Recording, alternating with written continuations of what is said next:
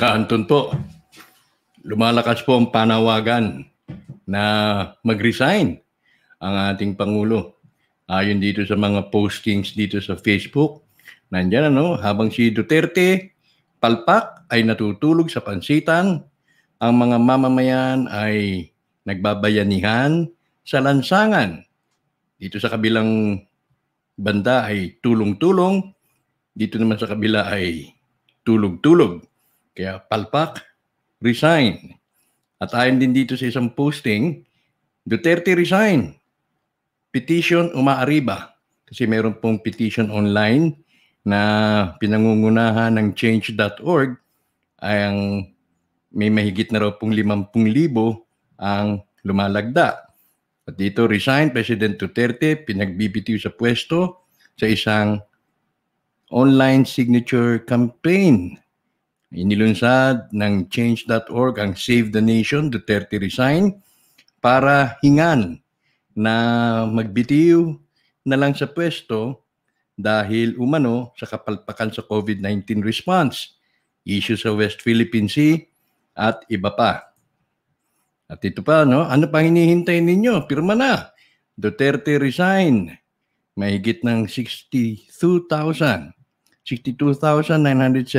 ang nag-sign and ang target ay magkaroon pa ng additional signatures hanggang sa umabot ng 75,000. Maging ako man ay nag-iisip sa kabilang banda. Sa ayon ako na incompetent ang pamahalang ito. Walang direksyon na malinaw at tila pinakikipit-balikat na lamang at hindi nila alam ang tatahaking direksyon para mapuksa itong COVID-19. Kaya dito ang aking inaanalisang sitwasyon, baka naman kaya walang direksyon si Duterte dahil baka hindi believe si Duterte sa COVID-19. Siyempre, pinupolitika niya, binabalansin niya, iba ang pinoportray niya, pinoproject sa publiko, at napagbigyan naman niya na ang mga direktiba na galing sa DOH, na itong ni Dokdok, ni Dokduke, ni Dokdokito. Kita niyo naman pumurma yung Dokito na yan. At itong si Domingo ay umani rin naman ng napakaraming reaksyon galing sa sambayanan at hindi tayo sumasang-ayon doon sa mga protocol na nais ipatupad ng DOH, partikular sa pagpapasuot ng face mask at sa pagbabakuna. Sa kabilang banda, bakit ka mag-face mask kung hindi naman pa napapatunayan ng siyensya na ang face mask ay mabisang solusyon para sa mapigilan ang pagkalat ng COVID-19. At kung totoo, yung mga unang ipinalabas na protocol ng DOH, ng WHO, mag-face mask, mag-social distancing, di sana, na-achieve na natin yung sinasabi nila ng mga early months na may tinutulak na idea ng DOH na ma-flatten yung curve. Magpasa hanggang ngayon, nasan yung flattening of the curve? Wala pa rin. Now, kung magpapabakuna ka, anong incentive para dun sa mga magpapabakuna? Kung ikaw ay nagpabakuna nga, magsusot ka pa rin ng face mask. Pag ako ba nagpabakuna, pwede na ba akong hindi mag-observe ng social distancing? Mag-observe ka pa rin ng social distancing. Kung ako ba'y magpapabakuna, hindi na ba ako makakahawa? Makakahawa ka pa rin. Kung ako ba'y magpapabakuna, hindi ba ako mahawaan na ng COVID-19? May tendency pa rin mahawaan ka ng COVID-19. So ano pa ang silbi para magpabakuna? Wala po tayong nakikitang maganda. Wala po tayong nakikitang mabuti na may dudulot ang pagbabakuna. Hindi man lang ikaw ay ma-incentivize para hindi ka na obligahin magsuot ng face mask. Ganon, ano pa ang dahilan ko para magpabakuna? Maging ang Pangulo ay hindi rin pa nagpabakuna. So, between sa pag-aanalisa kung si Duterte ba ay nasa ang side. Siya ba'y pro-vaccine? Siya ba'y pro-social distancing? Siya ba'y strictly nag-o-observe ng pagsusot ng face mask? Sa pagsusot ng face mask, kapag siya ay nagsasagawa ng kanyang online pulong, hindi naman siya nag-face mask. Yung kami nasa paligid lang ang naka-face mask, pero siya ay hindi. So very likely, dahil sa kondisyon niya siguro yan, o may ibang kadahilanan, hindi siya mapapaloob dun sa kategoryang naniniwala siya sa face mask. Pangalawa, hindi rin naman po siya nagpabakuna. Hindi rin po siya nagpabakuna.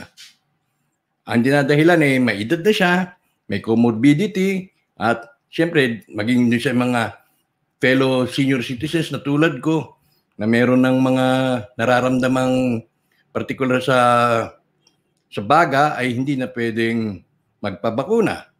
So, ganun din itong nakikita ko kay Pangulong Duterte.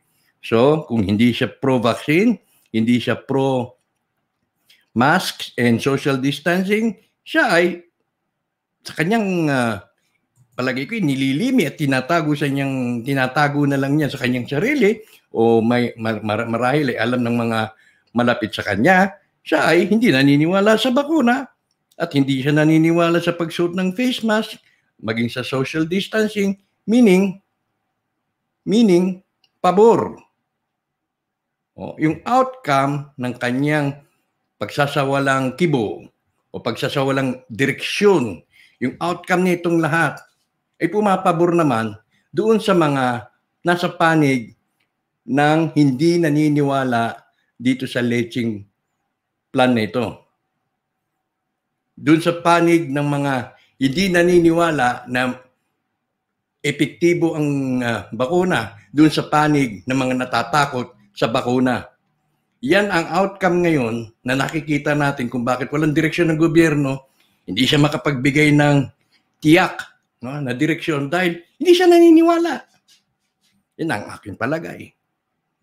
At kung naniniwala man, ang mga resulta na nating natutunghayan ngayon ay ganun din na magiging resulta kung hindi siya naniniwala.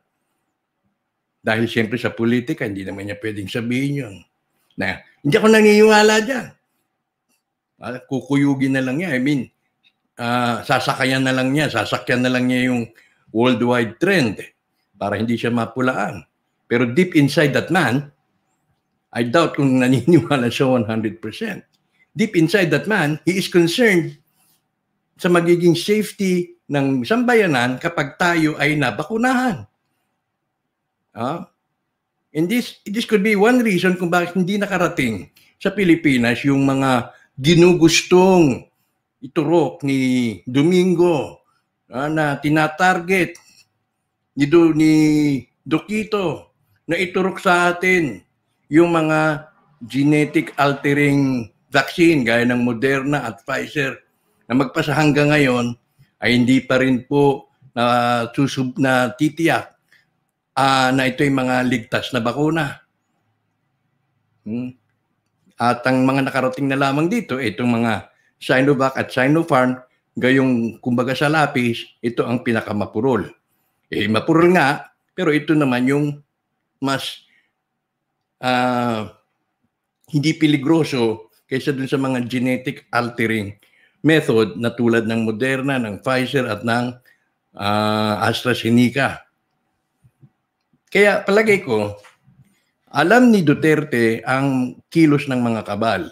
Alam ni Duterte ang plano ng mga kabal. Hindi lang niya pwedeng ihayag, hindi lang pwede niyang ipakita na hindi niya ito sinusuportahan, ang worldwide pattern na yan.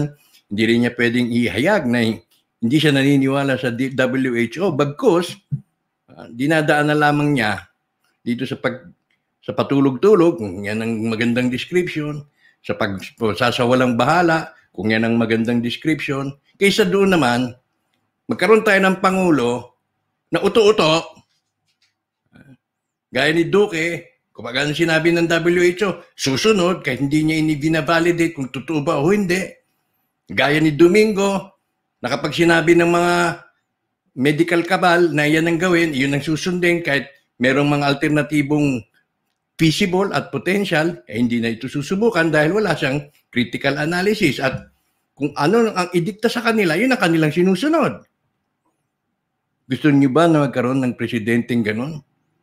Na kapag anong idinikta ng WHO, yan ang kanyang strictly na susundin? Mabuti na lang. Mabuti na lang. Kung magkaroon ka nga naman ng DOH na hindi makatanggi si Duterte, na DOH Secretary na astig. Buti itong si Duque, kapag sinabi ni Duterte, shut up eh.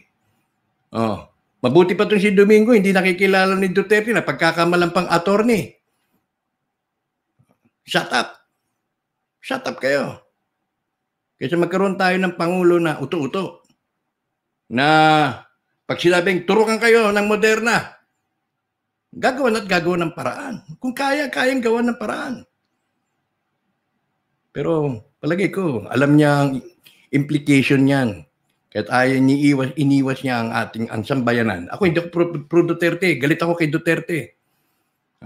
Pero sa pagkakataong ito, sa mga nangyayari, wala akong ibang pwedeng ipagpalagay, kundi palagay ko iniiwas niya talaga ang sambayanan na maturukan na itong mga genetic modifying vaccines na ito. Siguro, inaano na lang niya, nilulunok na lang niya. Tinatanggap na lang niya kung ang bati ko sa kanya patulog-tulog. Kaysa naman sa hindi siya tutulog, bigyan niya ito ng talagang masinsinang pansin, mauwi naman to sa mass vaccination na gustong-gusto ng mga utu-utong doktor. Pero sa bandang huli, baka pagsisihan natin. May alam itong si Duterte. One thing sure, may alam siyang hindi natin nalalaman. At kung yan ay ito na nga ang ating nakikita, so far, sang-ayon ako. Dahil ako sa perspektiba ng isang hindi naniniwala dito sa lecheng plan na ito, sa perspektiba na hindi naniniwala na epektibo ang face mask, sa perspektiba na itong vaccine ay hula-balo, nasa tamang direksyon ang ginagawa ni Duterte. So yan lamang po para sa segment na ito mamayang gabi. Huwag niyo pong kalimutan na i-announce po natin ang winner dito sa ating munting pa-contest mamayang alas 9 ng gabi live.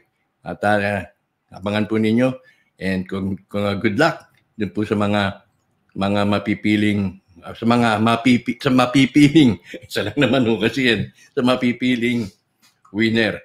Mamaya wala na ho tayong tatanggaping entry. Ang entry lamang po ninyo na yan nadudoon po sa comment box.